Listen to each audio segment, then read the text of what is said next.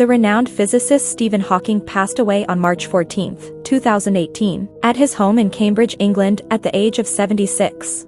Many thought he was leaving his wheelchair behind to explore the universe, his greatest passion. His life mirrored the sentiment expressed in the play Hamlet: "Even if I were physically confined, my imagination would still be unlimited."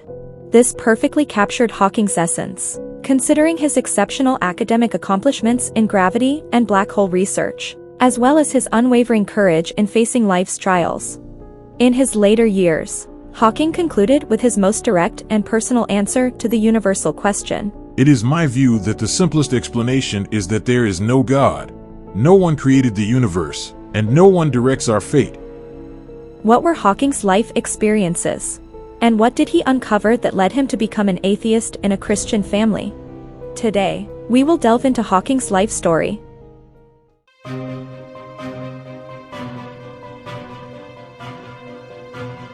Although my body is very limited, my mind is free to explore the universe.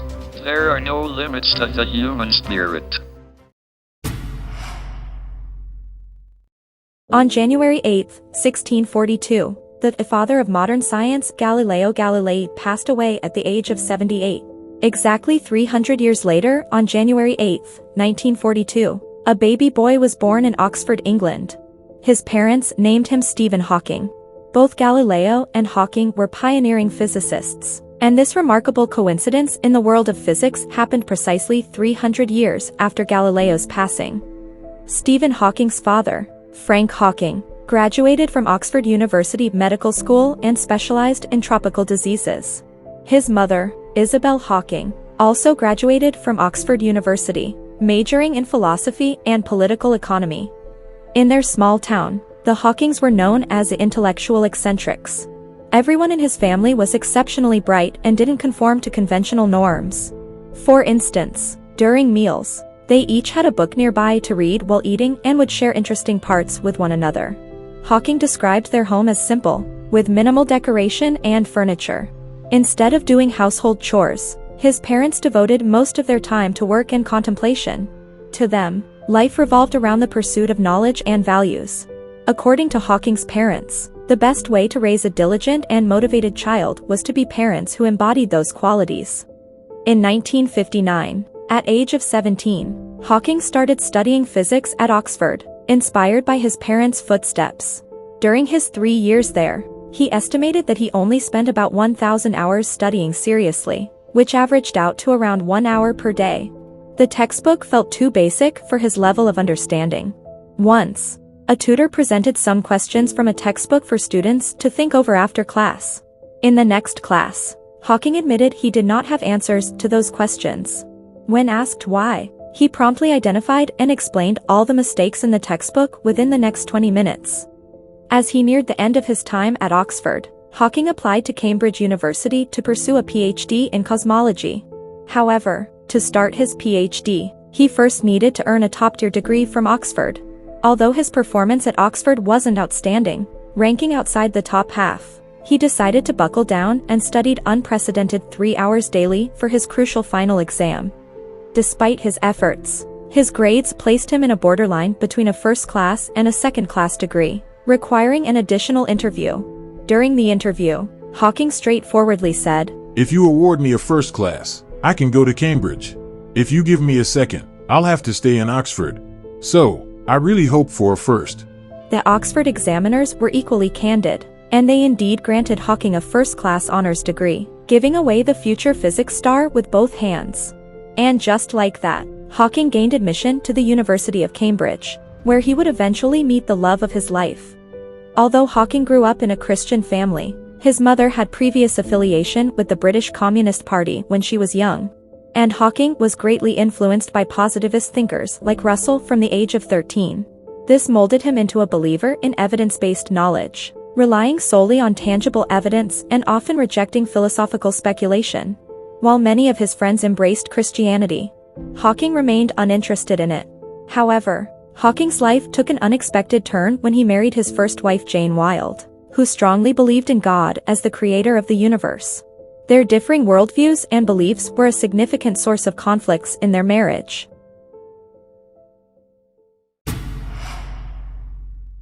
In 1963, when he was 21, Hawking met Jane Wilde at a New Year's party.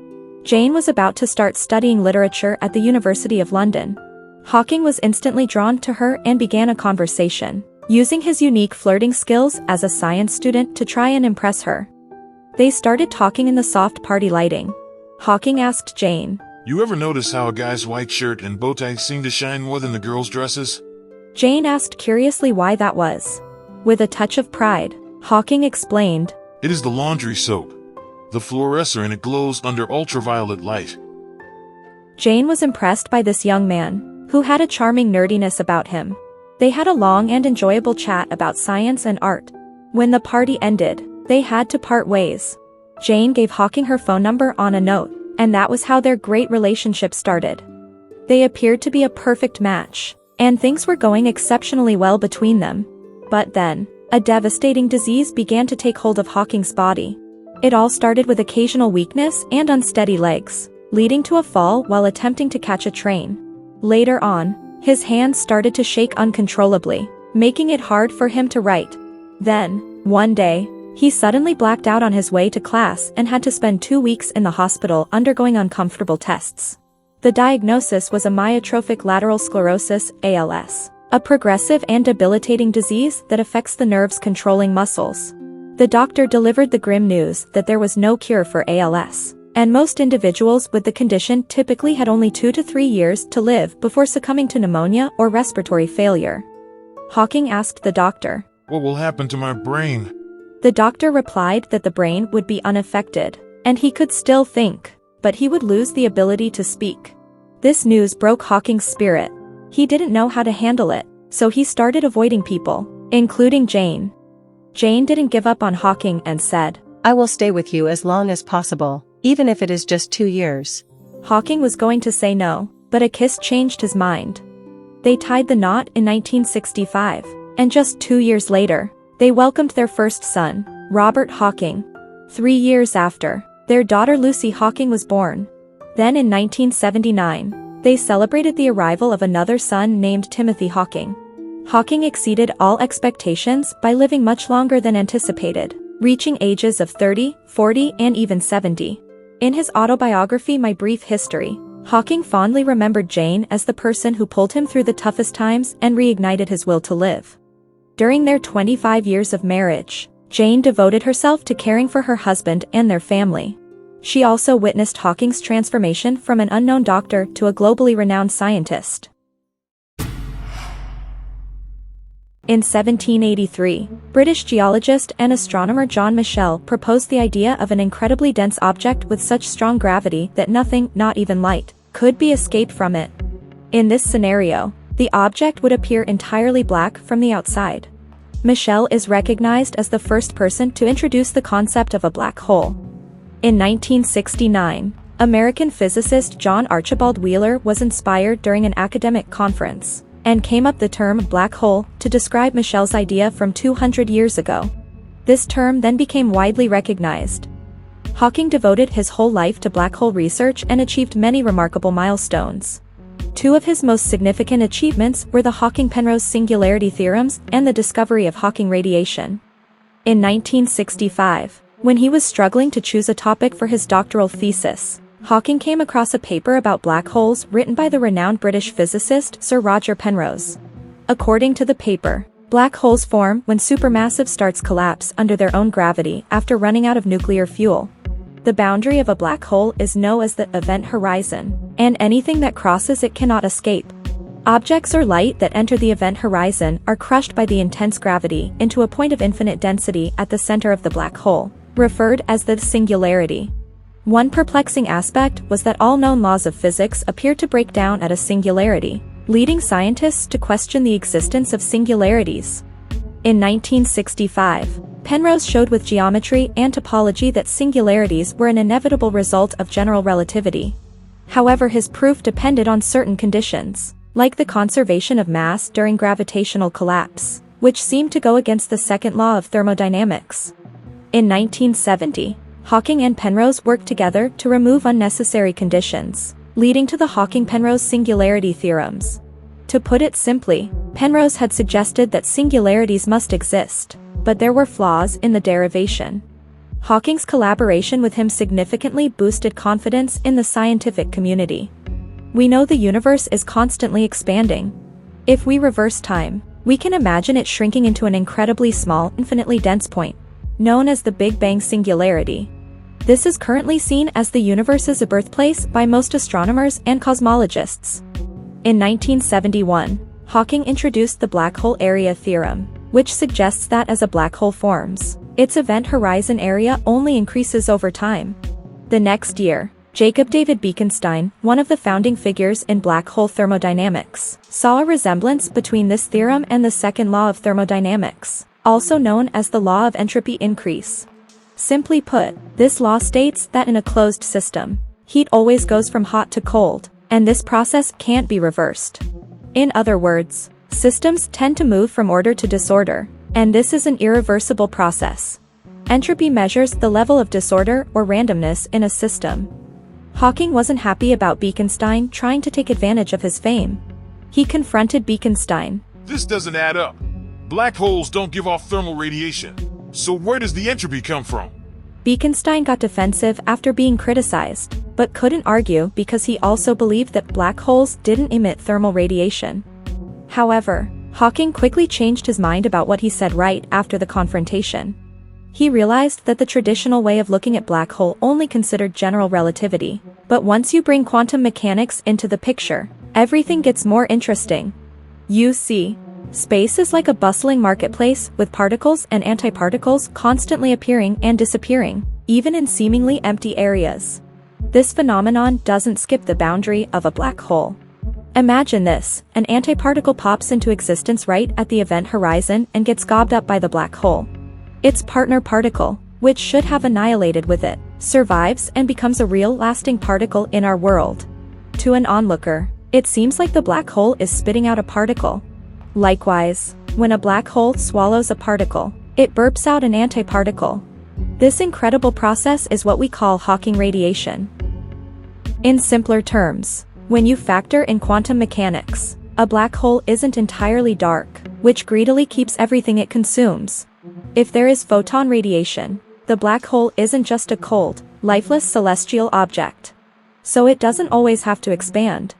If it continues to consume antiparticles, it might even shrink or vanish. In 1974, Hawking introduced this concept in a well-received paper titled A Black Hole's Explosions, published in the journal Nature, and it created quite a buzz around the world. In a 1978 interview, Hawking explained it this way. If you were wondering what happens to someone who falls into a black hole, I would say their odds of survival are pretty slim. However, even though their atoms won't return, their matter energy becomes part of the entire universe. To put it simply, if an unfortunate astronaut gets pulled into a black hole, the black hole gets heavier, but the extra energy gets sent back into the universe as radiation, and the astronaut effectively becomes part of the cosmic recycling process. This could be a letdown for sci-fi writers with dreams of voyaging through a black hole. Nonetheless, Hawking's radiation has illuminated how science can demystify black holes by harmoniously uniting gravity and quantum mechanics. Dennis Sayama, a cosmologist and Hawking's thesis advisor at Cambridge, hailed Hawking's paper in Nature as the most beautiful paper in the history of physics. In 1979, Hawking took on the role of the 17th Lucasian professor at Cambridge University. The Lucasian Chair of Mathematics is a prestigious position for mathematicians at Cambridge, and it's a one-professor-at-a-time gig. The person in this role is known as the Lucasian Professor. It is worth noting that some renowned scientists, like Newton, who laid the foundations of classical mechanics, and Dirac, a major figure in quantum mechanics, have both held this position in the past. Some of you might wonder why Hawking didn't win the Nobel Prize despite his impressive achievements. It is pretty simple. Most of Hawking's work was theoretical, and confirming his theories through experiments using the technology of his time was near impossible. In addition, the Nobel Prize tends to favor scientific breakthroughs that have strong experimental support and widespread recognition. 2 years after Hawking's passing, the Royal Swedish Academy of Sciences awarded half of the 2020 Nobel Prize in Physics to Roger Penrose, who along with Hawking introduced the Hawking-Penrose singularity theorem. Typically, the Nobel Prize isn't given posthumously. Many believe that had Hawking still been alive, he might have been a recipient of the 2020 Nobel Prize. In fact, despite his numerous scientific accomplishments, Hawking was more widely recognized by the general public for his efforts in making science accessible.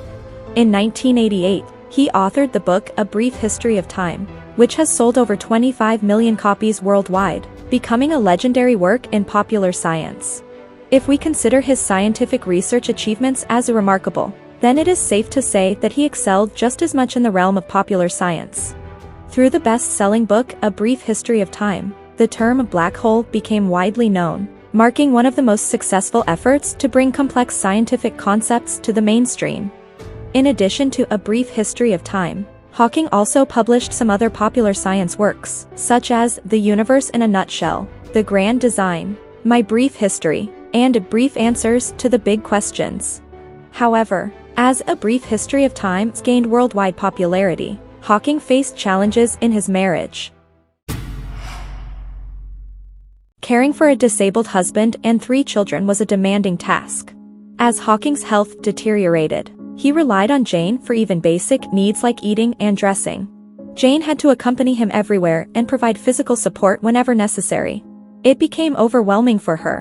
In 1977, Jane met an organist named Jonathan Jones in her church choir, and they developed a close, yet platonic, romantic friendship. Hawking wasn't pleased with this, but he had no alternative but to accept it. In 1985, while visiting the European Organization for Nuclear Research, CERN, in Switzerland, Hawking became seriously ill with severe pneumonia. This was in addition to his ongoing battle with ALS for over 20 years. The pneumonia significantly worsened his condition, and he was soon declared critically ill, requiring a ventilator to stay alive. The doctors understood that Hawking was in tremendous pain and proposed disconnecting the oxygen tube to end his suffering. However, Jane refused because she held on to hope as long as he was alive. The doctor informed her that the only option was for Hawking to undergo a tracheotomy. However, there was uncertainty about the outcome of the surgery, and even if it succeeded, Hawking would lose his ability to speak permanently. Jane gave her consent for the surgery, and Hawking survived, but as the doctor had predicted, he could no longer speak.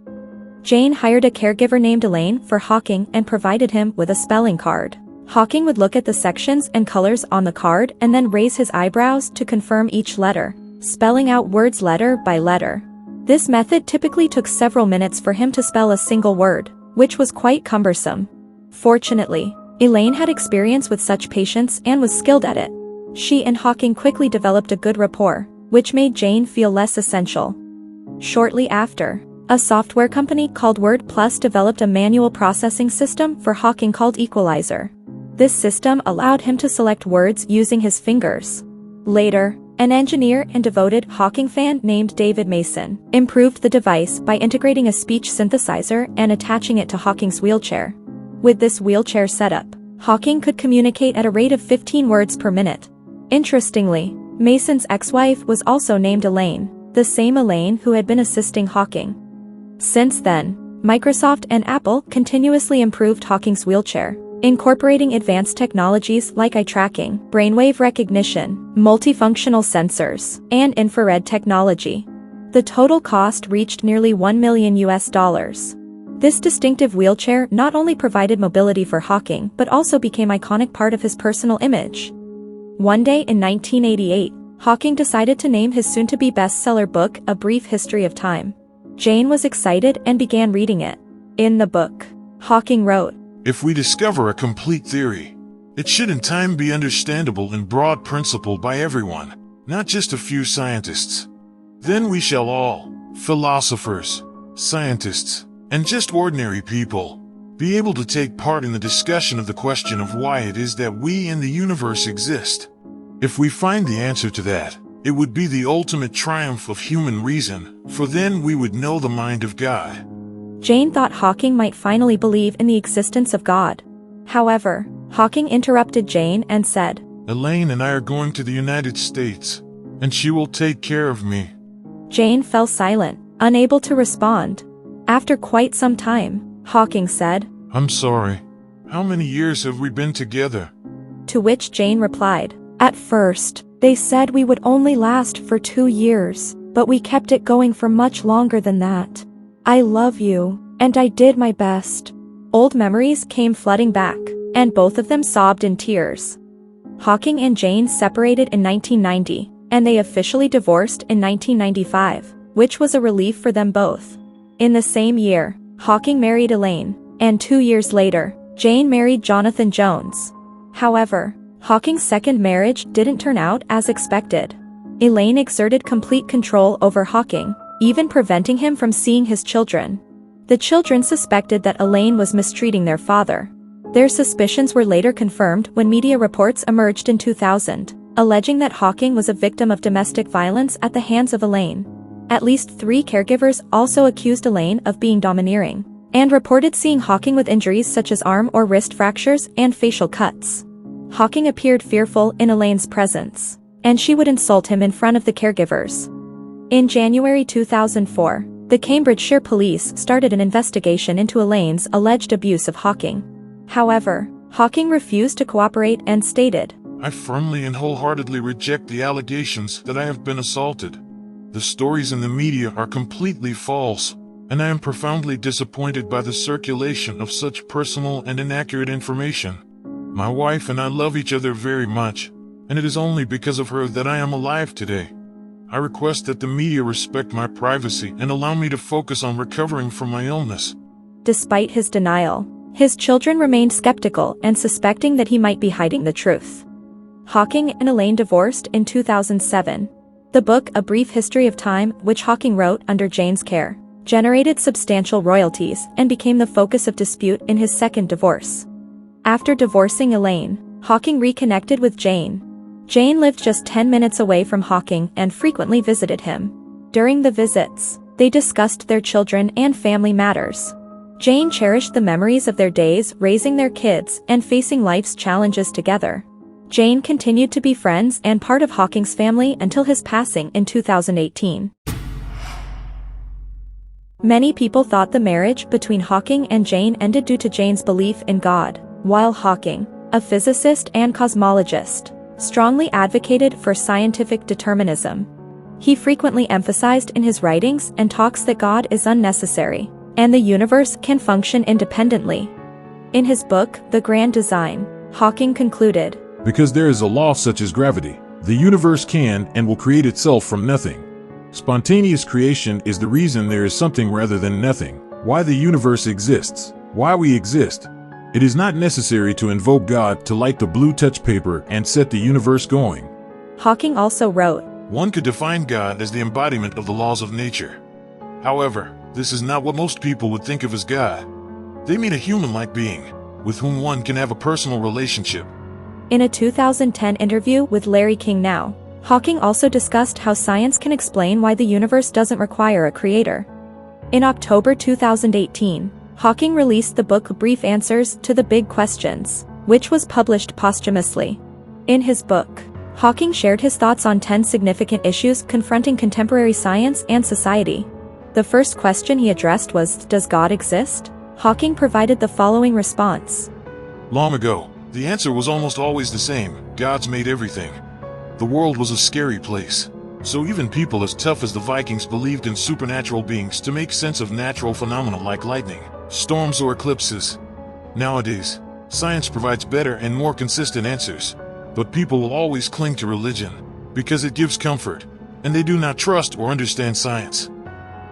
So, what is God's role in today's world? One area where religion and the concept of God have historically had significant influence is in explaining the origin of the universe. Different creation myths attempt to answer 2 fundamental questions that intrigue us all. Why are we here? Where do we come from? In fact, when you look at it from a natural perspective, creating a universe only requires 3 things: matter, energy, and space. Thanks to Einstein's mass-energy equation, E equals mc squared, we now understand that energy and mass are essentially interchangeable, like 2 sides of the same coin. So we are left with just 2 elements to form the universe: energy and space. Hawking's idea was that the universe could spontaneously come into existence from nothing. But how is it possible for the universe to create itself from nothing? This might be due to a concept called negative energy or dark energy. Here is an illustrative example. Imagine a person trying to create a hill from scratch on a flat surface. They would need to dig a hole next to it and use the soil from that hole to construct the hill. The hole effectively acts as a counterhill. Hawking believed that the Big Bang followed the same laws of nature. The Big Bang produced both positive and negative energy, and these opposites canceled each other out, resulting in a perfect balance that might explain the universe's origin. So, the question is, what happened to all the negative energy from the Big Bang? Hawking believed that negative energy was dispersed throughout space, turning space into a vast repository of negative energy, sufficient to balance everything out to zero. If God can neither create nor destroy matter, the meaning, or more precisely the purpose for his existence, would only be pressing the button for the Big Bang. Do we need a God to press the button? Hawking thought not, because the concept of time does not exist before the Big Bang. Imagine a clock near a black hole. It slows down as it nears the hole and stops inside it because time doesn't exist there. Before the Big Bang, the universe was like an infinitely small and dense black hole. Time only started after the Big Bang. So where did God find the opportunity to create the universe? Hawking believed science was more convincing than a divine creator. Chinese science fiction author Cixin Liu once penned a short story called Zhou Wendao, meaning to be enlightened at dawn. In this story, humans constructed the world's largest particle accelerator known as the Einstein's equator. As they prepared to activate it to investigate the grand unified model of the universe, an extraterrestrial being called the Danger Eliminator intervened, halting their plans. The Eliminator cautioned human scientists that the Einstein's equator could generate excessive energy, potentially destabilizing the vacuum and leading the universe's destruction. His role was to oversee intelligent civilizations and prevent such hazards. The human scientists asked the Eliminator when they first noticed the Earth. The Eliminator said it started about 37,000 years ago. Back then, 10 hominids spent more time than the warning threshold observing the stars, showing a growing curiosity about the universe. The human scientists asked if it was accurate that their system would trigger an alert only if a civilization developed the capability to generate energy on a gene level, as the Eliminator had just explained. The answer was yes, and when an intelligent species becomes conscious of the enigmatic universe, it is just a single step away from ultimately uncovering its secrets. If those 10 primitive humans from 37,000 years ago gazed at the universe and perceived it as a treasure, then everything you've accomplished since then is akin to bending down and collecting that treasure. The plot of the short story takes an unexpected ending. Due to the knowledge ceiling principle, the Eliminator couldn't share the truth about the grand unified model with humans. However, human scientists devised a brilliant plan. They asked the Eliminator to unveil the universe's ultimate mystery, even if it meant sacrificing their lives. The Eliminator accepted and constructed an altar of truth in the Gobi Desert. Eager scientists queued up to approach the altar. Mathematicians sought the ultimate proof of Fermat's conjecture and Goldbach's conjecture. The Eliminator transmitted the message into the sky, visible only to those at the truth altar.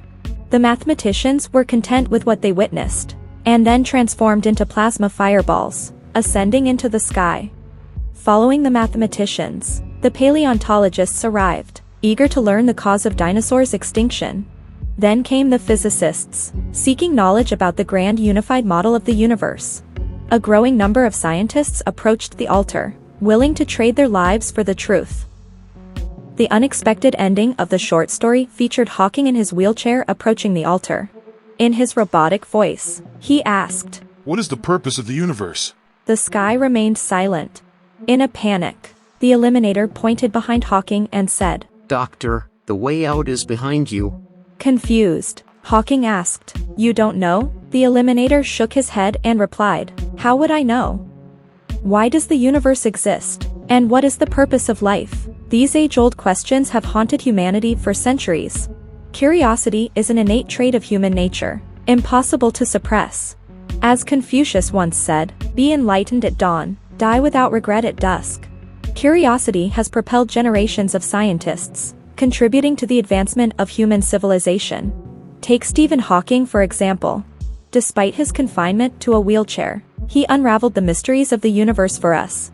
You may disagree with Hawking's stance on the existence of God or find him arrogant, but there is no denying that the progress of our society relies on scientists like him. All right, that's all for the story of today. If you enjoyed this video, don't forget to subscribe to our channel. We'll see you in the next story.